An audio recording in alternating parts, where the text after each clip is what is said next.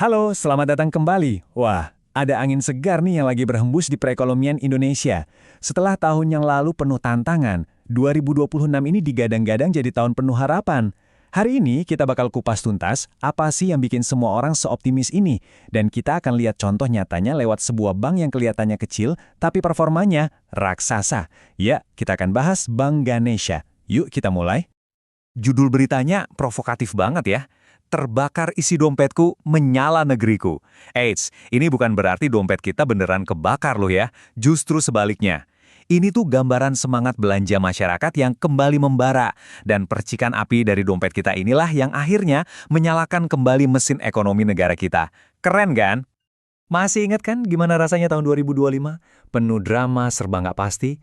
Nah, slide ini nunjukin pergeseran suasananya yang drastis banget. Dari yang tadinya langit mendung di 2025, kita sekarang pindah ke cuaca cerah penuh harapan di 2026. Sentimen pasar tuh berubah total. Dari yang tadinya mode bertahan hidup, sekarang jadi mode, ayo kita tumbuh. Ini dia peta perjalanan kita untuk beberapa menit ke depan. Kita mulai dari gambaran besarnya dulu. Kenapa sih 2026 ini spesial? Terus kita intip mesin ekonominya. Nah, puncaknya kita bakal bedah tuntas tuh di kasus Bank Ganesha. Mulai dari kekuatannya, peluangnya buat investor, sampai nanti ada satu pertanyaan penting di akhir. Oke, kita mulai dari babak pertama. Tahun Harapan 2026. Anggap aja panggungnya ini udah disiapin dengan sempurna. Badai ketidakpastian global yang kemarin-kemarin bikin was-was, itu mulai reda. Terus di dalam negeri, inflasi juga berhasil dijinakan. Nah, dua hal ini jadi fondasi yang kokoh banget buat semua optimisme yang kita rasakan sekarang. Sekarang, ayo kita buka kap mesin ekonomi kita. Sebenarnya apa sih yang bikin mesin ini kembali ngegas kencang? Yuk kita lihat angka-angka dan motor penggerak utamanya. Ini dia, angka kuncinya, antara 4,9 sampai 5,7%. Ini adalah proyeksi pertumbuhan ekonomi kita dari Bank Indonesia. Untuk negara sebesar Indonesia, angka segini tuh solid banget loh. Ini nunjukin ekonomi kita bukan cuma jalan, tapi lari. Dan larinya cukup kencang di panggung dunia. Selain pertumbuhan, ada satu kata kunci lagi yang penting, stabilitas. Dengan suku bunga acuan yang ditahan di 4,75%, Bank Indonesia seolah-olah bilang ke kita semua, tenang guys, semua aman terkendali. Nah, ini ngasih kepercayaan diri buat pengusaha buat ekspansi, dan buat kita juga buat belanja. Roda ekonomi jadi muter terus deh. Jadi intinya gini, ekonomi kita ini nggak cuma ditopang sama satu tiang.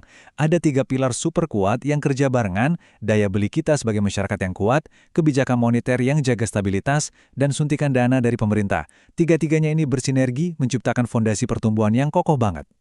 Dan optimisme ini tumpah ruah sampai ke pasar saham. Coba deh lihat angka ini, 10.000.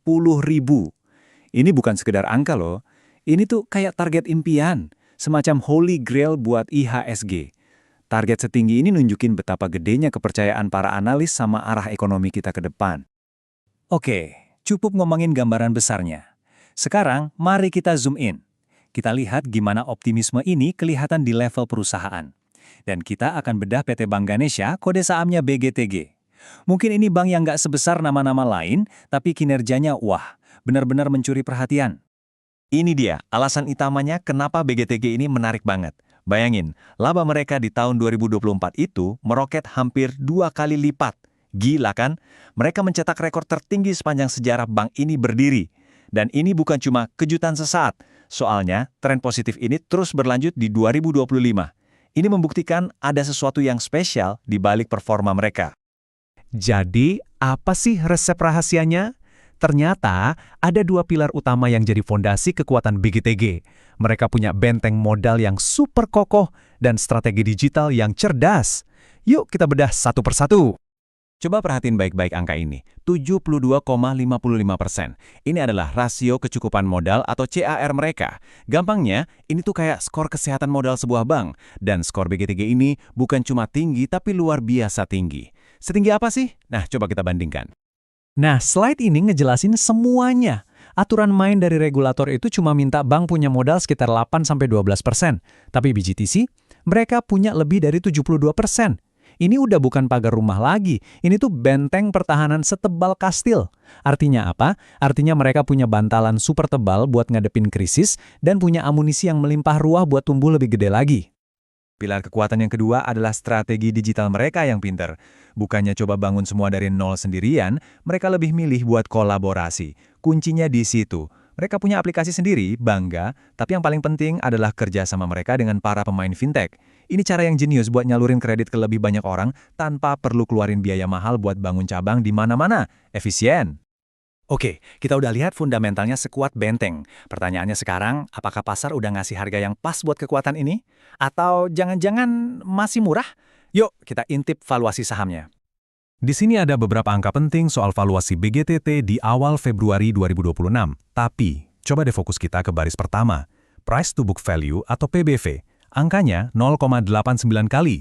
Nah, angka di bawah satu ini adalah sinyal yang sangat menarik, terutama buat para pemburu diskon di pasar saham. Terus, apa artinya PBV di bawah 1? Gampangnya gini deh, bayangin nilai aset bersih perusahaan itu Rp100 per lembar sahamnya. Tapi di pasar, harga sahamnya cuma dijual Rp89. Artinya, kita bisa membeli perusahaan ini dengan harga yang lebih murah daripada nilai aset realnya. Inilah yang sering disebut saham terdiskon atau undervalue. Dan yang bikin makin menarik, sentimen positif ini nggak cuma datang dari analisa fundamental jangka panjang. Kalau kita lirik dari kacamata trading jangka pendek, sinyal teknikal di awal Februari 2026 juga kompak teriak beli. Tentu ya, ini bukan saran investasi, tapi ini nunjukin adanya keselarasan antara pandangan jangka panjang dan sentimen pasar jangka pendek. Nah, sekarang saatnya kita satukan semua kepingan puzzle ini. Apakah BGTJ ini beneran sebuah permata yang belum banyak orang lihat, atau justru ada risiko tersembunyi di baliknya? Mari kita buat kesimpulan akhirnya. Coba kita rangkum lagi ya, argumen kenapa BTGT ini menarik memang kuat banget. Pertama, didukung sama ekonomi makro yang lagi bagus. Kedua, punya benteng modal dengan CAR 72,55%. Ketiga, harga sahamnya lagi diskon. Keempat, pertumbuhan labanya udah terbukti. Dan kelima, strategi digitalnya jelas. Kelihatannya semua kotaknya tercentang ya. Nah, ini dia pertanyaan pamungkasnya. Dengan kondisi ekonomi yang lagi nanjak, apakah kombinasi fundamental sekuat baja dan valuasi yang murah ini menjadikan BBTT sebuah permata tersembunyi yang siap bersinar? Atau jangan-jangan ada risiko yang tidak terlihat di balik strategi digitalnya yang perlu diwaspadai? Jawabannya kami serahkan kembali pada analisa Anda masing-masing. Terima kasih sudah menyimak.